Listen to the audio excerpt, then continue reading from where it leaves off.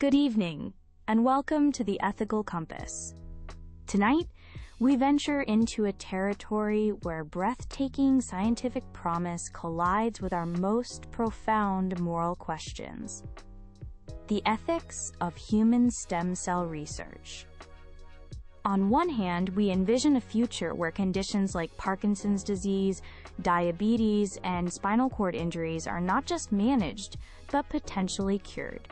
On the other, we confront fundamental inquiries about the very definition and moral status of human life. To help us navigate this intricate ethical landscape, I am joined by two distinguished guests. Dr. Kenji Tanaka is a preeminent biologist at the vanguard of regenerative medicine, whose work is driven by the therapeutic potential of stem cells. Welcome, Dr. Tanaka. And Dr. Isabella Rossi is a prominent bioethicist and philosopher, renowned for her rigorous examination of the moral dimensions of medical innovation. Welcome, Dr. Rossi. Our objective tonight is not to find an easy consensus, but to explore this complex issue with the intellectual honesty and clarity it demands.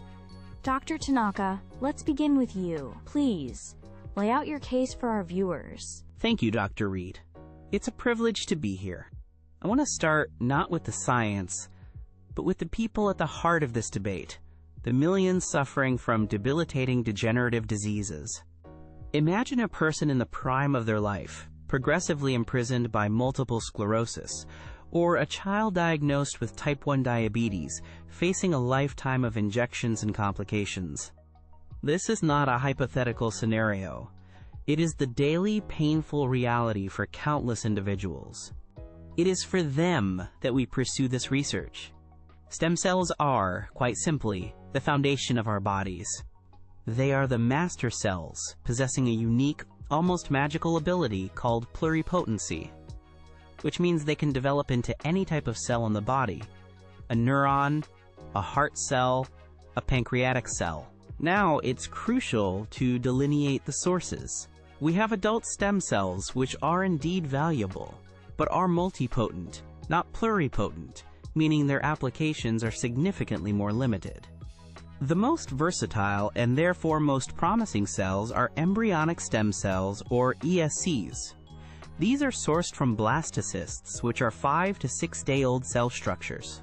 Crucially, the blastocysts used in research are exclusively those created for in vitro fertilization, IVF, that are in surplus and, with the full consent of the donors, are designated for destruction.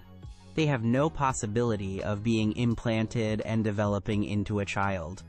Then we have the revolutionary development of induced pluripotent stem cells, or iPSCs, where we can reprogram adult skin cells, for instance, back into a stem cell-like state. This was a monumental scientific achievement that rightly earned a Nobel Prize.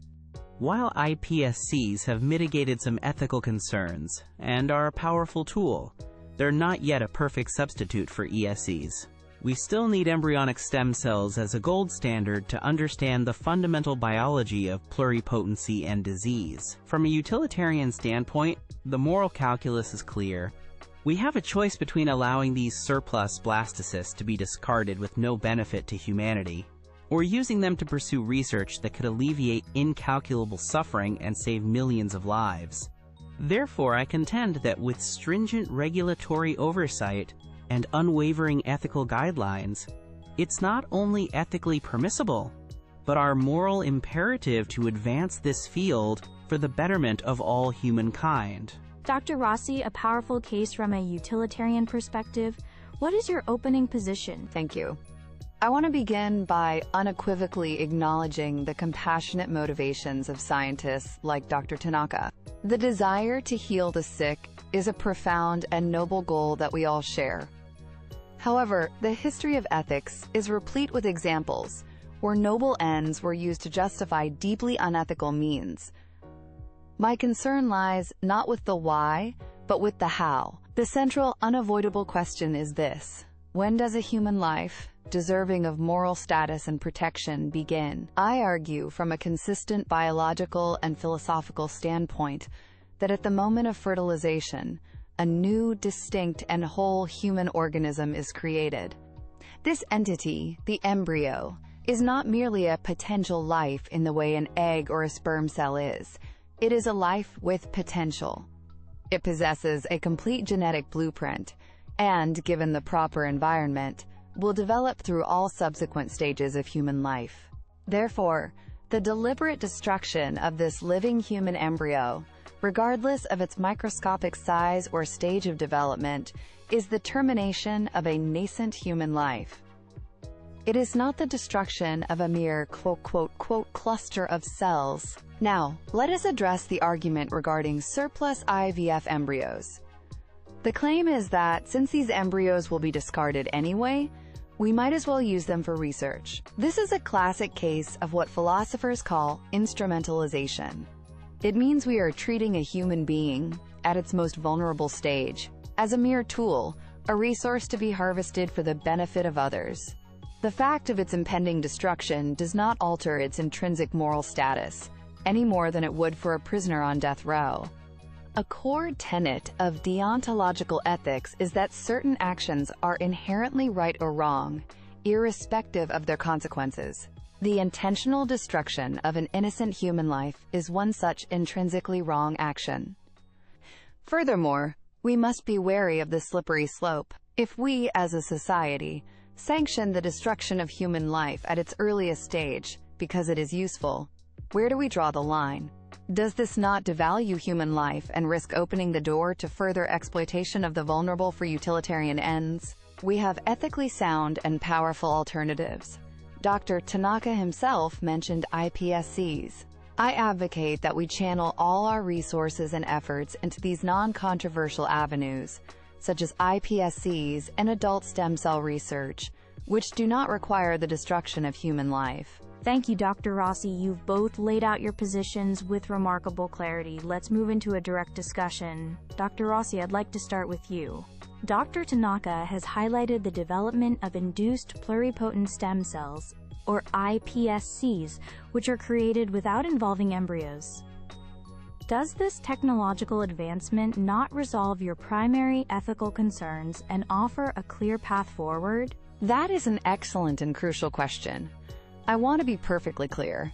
iPSCs represent a magnificent ethical step forward. They are a testament to human ingenuity and our capacity to find morally responsible solutions to scientific challenges. I wholeheartedly support and champion research using iPSCs and adult stem cells. It is the ethically ideal path. However, the advancement of iPSCs has not, in practice, resolved the core issue, because the scientific establishment has not abandoned embryonic stem cell research. Funding continues, research proposals are approved, and the destruction of embryos persists. The underlying ethical principle, the question of whether we can destroy an embryo for the greater good, is still very much on the table. As long as a single embryo is destroyed for research, the fundamental moral transgression remains, regardless of the existence of alternatives. Dr. Tanaka, Dr. Rossi raises a powerful and classic philosophical objection about instrumentalization. How do you respond to the charge that using an embryo, even one that is otherwise slated for destruction, treats a potential human life as a mere means to an end? It is indeed a powerful objection, and one that my colleagues and I take very seriously. The key, for me, lies in the precise language Dr. Rossi uses, a life with potential. That potential is entirely contingent on a specific environment that, for these blastocysts, will never exist. A blastocyst in a petri dish is not just in the wrong place. It lacks the entire biological context, the maternal interaction, required to even begin the process of becoming a person. It has no capacity for consciousness, sensation, or thought. Therefore, I do not see the choice as life versus research. I frame the choice as one between two certainties. Certainty one is that the blastocyst will be destroyed with zero benefit to anyone. Certainty two is that it will be destroyed while potentially yielding knowledge that could save the lives of fully developed, conscious, suffering human beings. It is a tragic choice, I concede, but it is a utilitarian calculus we must be willing to make. To privilege a non-sentient group of cells that will be destroyed regardless, over the tangible suffering of millions, seems to me to be the less ethical choice. But this utilitarian calculus is precisely the problem, Dr. Tanaka. We do not apply such logic to other human beings. We do not say that because a person is terminally ill and will die anyway, we can hasten their death to harvest their organs without consent. Fundamental rights, chief among them the right to life, are not subject to a cost-benefit analysis. They are absolute. To deny this right to a human being at the embryonic stage is to create a caste system of human value, where some lives are deemed less worthy of protection than others. With all due respect, Dr. Rossi, I believe equating a blastocyst, a collection of approximately 150 cells without a single neuron, without a primitive streak, which is the precursor to a nervous system, with a terminally ill patient as a categorical error. A patient has memories, relationships, consciousness, and the capacity to feel pain. A blastocyst has none of these attributes. To speak of it as having rights in the same sense is, I think, to engage in a form of biological projection. We are not talking about a miniature person.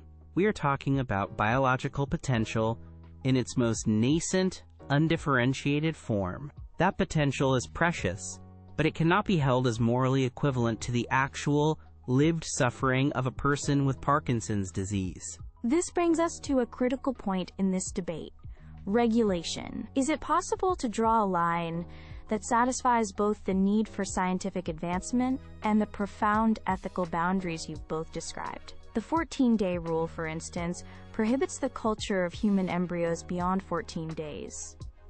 Dr. Tanaka, is this rule a sufficient ethical safeguard? A 14-day rule is an exemplary piece of pragmatic regulation.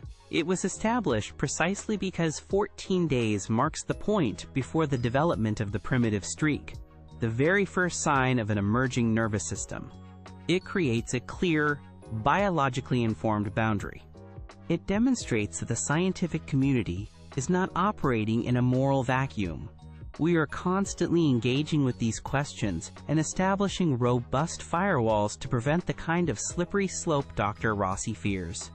This rule ensures we are only working with embryos before they develop any capacity for sentience. The 14-day rule is a well-intentioned line in the sand, but it is an arbitrary one.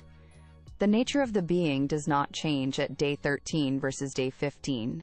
It is still a human organism on a developmental trajectory. Moreover, we are already seeing immense pressure from some scientific quarters to extend or even abolish this rule. This is precisely the slippery slope I warned about. Once you concede the foundational principle, that it is permissible to destroy an embryo for research, any subsequent limit becomes a matter of negotiation and utility, not of fundamental principle. Our time is drawing to a close. This has been an incredibly illuminating and challenging discussion. I want to thank you both for your erudite and passionate contributions to this vital conversation. We have heard Dr. Tanaka's compelling case for a moral imperative to heal, framing stem cell research as a powerful tool to combat human suffering, guided by a utilitarian ethic of choosing the greatest good. And we have heard Dr. Rossi's principled defense of life at its inception, arguing from a deontological standpoint that the instrumentalization and destruction of a human embryo is an act that is wrong in itself, regardless of the potential benefits.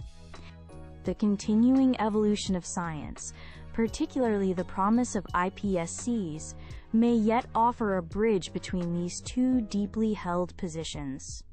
However, for now, the debate forces us to confront our most basic definitions of life, humanity, and our obligations to one another. It asks us to weigh the tangible pain of those who are suffering now against the moral status of those who have the potential to be.